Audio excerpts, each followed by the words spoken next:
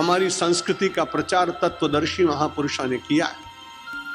जो व्यक्तिदर्शी हैं, जो अर्थदर्शी हैं, जो रूपदर्शी हैं, ठीक है समाज में कुछ दिनों के लिए उनका आदर हो सकता है, लेकिन वो इतिहास पुरुष नहीं बन सकते। इस देश में और हमारी संस्कृति का जहां जहां प्रचार है, वहां जब भी कोई व्यक्ति तत्व का अपने जीवन में अनुसरण, अनुसंधान, पालन करने का प्रयत्न करता है, तो धीरे धीरे वो तत्व उसके भीतर अवतरित होते हैं, व्यक्ति मिट जाता है, तत्व जीवित रहते हैं, और उसके कारण वो कालावधि पार करके भी समय की सीमाओं को तोड़ डालता है। ऐसे कई महापुरुष हुए, भगवान आदिशंकर मेहता, महात्मा गांधी जी, विनोबा, ये सब ऐसे महापुरुष हैं, डॉक्टर हेडगेवार, जिन्होंने देश की संस्कृति को तत्व के रूप में स्वीकार कर समाज में देने का प्रयत्न किया। और उन्होंने कहा व्यक्ति को भूल जाओ तो भूल जाओ, पर तत्व का विस्मरण मत करना। जन्म कर्म च मे दिव्यम एवं यो वेति तत्वतः त्यक्त्वा देहम पुनर्जन्म नैति मामेति सोर्जुन। भारतीय की आकांक्षा एक ही रहती है कि यात्रा करते करते कभी ऐसा काल आए कि फिर दोबारा यात्रा ना करनी पड़े। मानव जीवन एक यात्रा है, लेकिन इस यात्रा को करने के बाद हम सब लोग ऐसा ही विचार करते हैं कि हमारा पुनरागमन ना हो, हम आवागमन के चक्र से छूट जाएं। अभी हम सब चर्चा कर रहे थे, बीच में एक बड़ा अच्छा श्लोक कहीं आएगा, विनोद की बात, यज्ञ की बात चल रही थी, तो भगवान ने कहा एवं प्रवर्तितम चक्रम नानुवर्तयति है। यह भगवान ने कहा ये यज्ञ का चक्र बड़े प्राचीन काल से चला आ रहा है। बड़ा लौकिक व्यक्ति था, उसने कहा ये तो बड़ा अच्छा हुआ। जब भगवान ही ये कह रहे हैं कि ये चक्र बहुत दिन से चल रहा है, तो मैं भी चक्कर में लोगों को डालूंगा और मैं भी चक्कर में पड़ा रहूंगा, इसमें बुरी बात क्या है। शास्त्र का अपना मनमाना अर्थ भी कर लेते हैं लोग। वहां चक्र शब्द है, उसने उसको घटाकर चक्कर कर दिया और बोला ये जो हमारे साथ चक्कर चल रहा है तो चलेगा, क्योंकि बहुत काल से चलता ही आया, गीता कह रहे। लेकिन भगवान कहते कि नहीं, मेरे जन्म और कर्म को तत्वतः जो जानने का यत्न करेंगे, त्यक्त्वा देहम पुनर्जन्म नैति मामेति सोर्जुन। अर्जुन, उन लोगों को पुनः जन्म की प्राप्ति नहीं हो और जन्म मृत्यु के चक्र से छुटकारा मिल जाएगा। तीसरा अध्याय का नाम था कर्म योग और चौथे अध्याय का नाम है ज्ञान कर्म संन्यास योग, जहां ज्ञान और कर्म इन दोनों से भी ऊपर उठकर केवल आत्मस्वरूप में समाधि में बैठने का व्यक्ति प्रयत्न करता है। उन सारे दिव्य विचारों का चिंतन इस पवित्र अध्याय में किया गया। अनेक यज्ञों का वर्णन, जैसा मैंने कहा था पहले, भी किया गया और इसमें भी कह रहे हैं कि जो कुछ भी आप करते हैं वो ब्रह्मार्पणम, ब्रह्म हविर, ब्रह्माग्नौ, 24वां श्लोक है, 24th। ब्रह्मार्पणम ब्रह्म हविर ब्रह्माग्नौ ब्रह्मणाहुतम ब्रह्मैव तेन गंतव्यम ब्रह्म कर्म समाधिना। हम सब लोग अपने जीवन में समाधि के सुख को सबसे बड़ा सुख मानते हैं। जिन ऋषियों को समाधि मिली है, हम सब लोग उनको कहते हैं वे सिद्ध पुरुष थे। यहां भगवान श्री कृष्ण ने बड़ा सरल मार्ग बताया कि आप ऐसा विचार करिए कि जो कुछ आप अर्पित कर रहे हैं वो ब्रह्म को अर्पित कर रहे हैं, और जो अर्पित कर रहा है वो भी ब्रह्म ही है। ब्रह्मार्पणम ब्रह्म हवि, और जहां अर्पित किया जा रहा है वो हवि भी ब्रह्म ही है। ब्रह्मणा हुतम, ब्रह्मणा माने ब्रह्म के द्वारा। उस समय जीव भाव को छोड़ दीजिए और आप ऐसा विचार करिए कि ब्रह्म के लिए ब्रह्म ही आहुति दे रहा है, और ब्रह्मैव तेन गंतव्यम, फिर आपका किया हुआ वो कर्म निश्चित रूप से परमात्मा के पास ही पहुंचेगा। और ब्रह्म कर्म समाधिना, और धीरे धीरे आपका वो कर्म समाधिना, समाधि के द्वारा किया हुआ कर्म होगा। आंखें खुली होंगी लेकिन अंतर से ध्यान भगवान के साथ जुड़ा होगा। कबीरदास जी कहते हैं कि आंख न मूंदो कान न रूंधो, सहज गति में पाई साधो सहज समाधि भली, आप ही आप चली।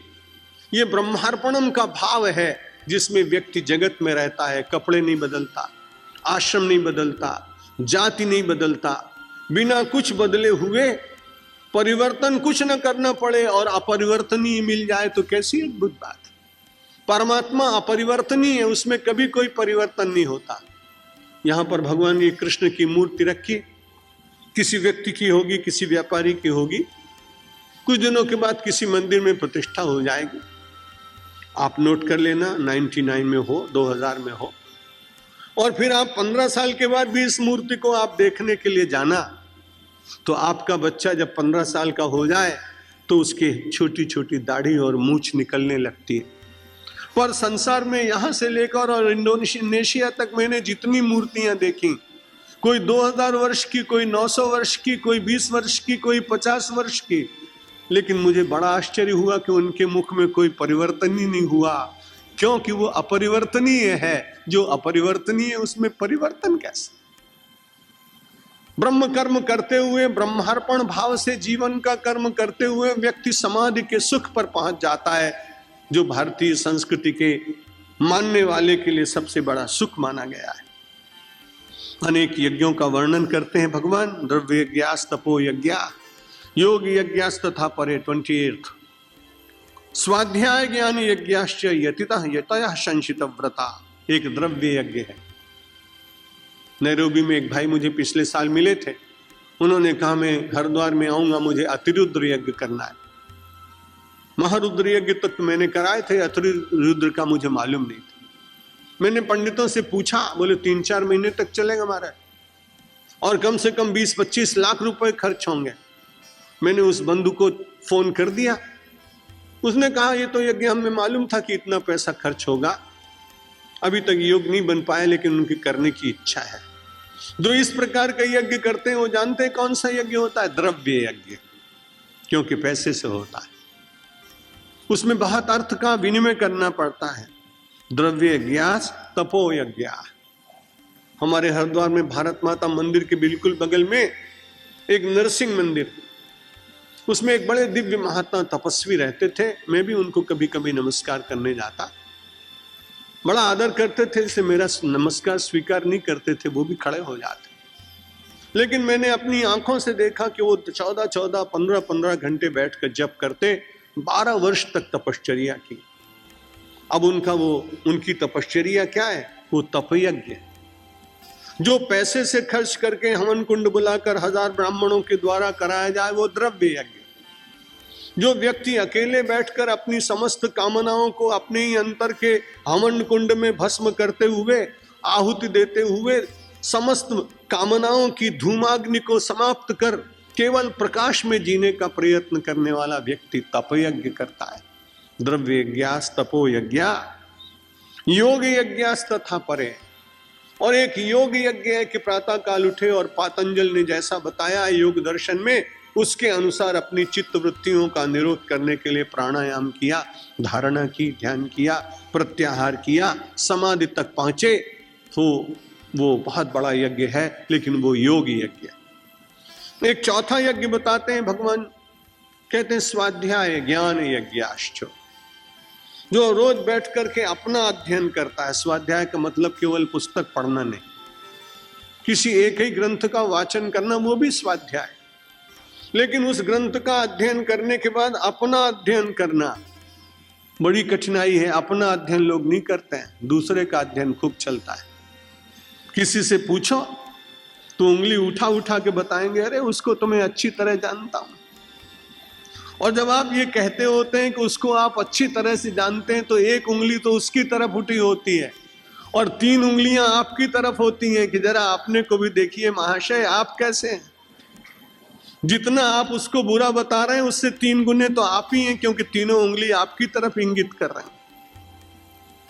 गीता कहती है कि उस समय स्वाध्याय करने वाले व्यक्ति को ग्रंथ का स्वाध्याय करने के बाद अपना अध्ययन करना चाहिए। हम कहां बैठे हैं, हमारी स्थिति क्या है, मेरे मन की गति क्या है, मेरी वृत्तियों में क्या उठता है, मेरे मन के सरोवर में कैसी तरंगें उठ रही हैं, ये देखने का प्रयत्न करना स्वाध्याय के अंतर्गत ही आता है। द्रव्य यज्ञास तपो यज्ञा योग यज्ञास तथा परे स्वाध्याय ज्ञान यज्ञाश्च यतयः संशित व्रताः। फिर स्वाध्याय है और एक ज्ञान यज्ञ। आजकल हम सब लोग यहां बैठे, ये ज्ञान यज्ञ चल रहा है। क्योंकि इसमें सारी चर्चा परमात्मा की होने के कारण लौकिक कोई बात नहीं है। लौकिक बात भी परमात्मा के अलौकिकता को समझाने के लिए कही जा रही, इसलिए ज्ञान यज्ञ हुआ। ज्ञान यज्ञ में जगत का निषेध, परमात्मा की शाश्वतता, जगत के मिथ्यात्व का बोध, परमात्मा के सत्यता का चिंतन जहां जहां होता है वो ज्ञान यज्ञ। स्वाध्याय ज्ञान यज्ञाश्च यतयः।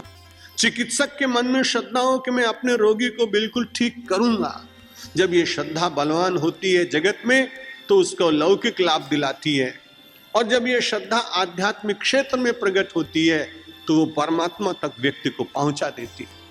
श्रद्धावान लभते ज्ञान। और ये श्रद्धा तो थी जिसने एक विमाता के द्वारा सत्कार नहीं प्राप्त किया। छोटा सा बालक, कितनी बार भागवत में कथा सुन चुके हैं। विमाता ने उसको गोद से उतार दिया, कहा ये तुमको राजा की गोद में बैठना था तो मेरी कोख से पैदा होते। और वो सुनीति का बेटा, छोटा सा बालक ध्रुव, और जंगल में चले जाने के बाद निश्चय करता है कि मां ने कहा, रे बेटा जो सारे राजाओं को राजा बनाता है तो उसकी शरण में चला जा। अपने पिता राजा के बार बार मुख को क्यों देखता है, वो तुम्हें देंगे नहीं देंगे क्या मालूम, लेकिन जो सारे संसार को बादशाह बनाता है, सम्राट बना देता है, जिसकी चरण रज में लौटते हैं सम्राट, उस परमात्मा का स्मरण कर, श्रद्धा पूर्वक जंगल में चला जा, चिंता मत कर। जंगल में चला जाता है, कितनी छोटी सी आयु, और इतनी छोटी सी आयु में जब सरोवरों में खिले हुए कमल देखता है, देवर्षि नारद तो बाद में मिलते हैं, मां से उसने पूछ लिया था कि भगवान यदि मिलेंगे तो मैं पहचानूंगा कैसे। अरे बोले उनके चरण लाल लाल होंगे।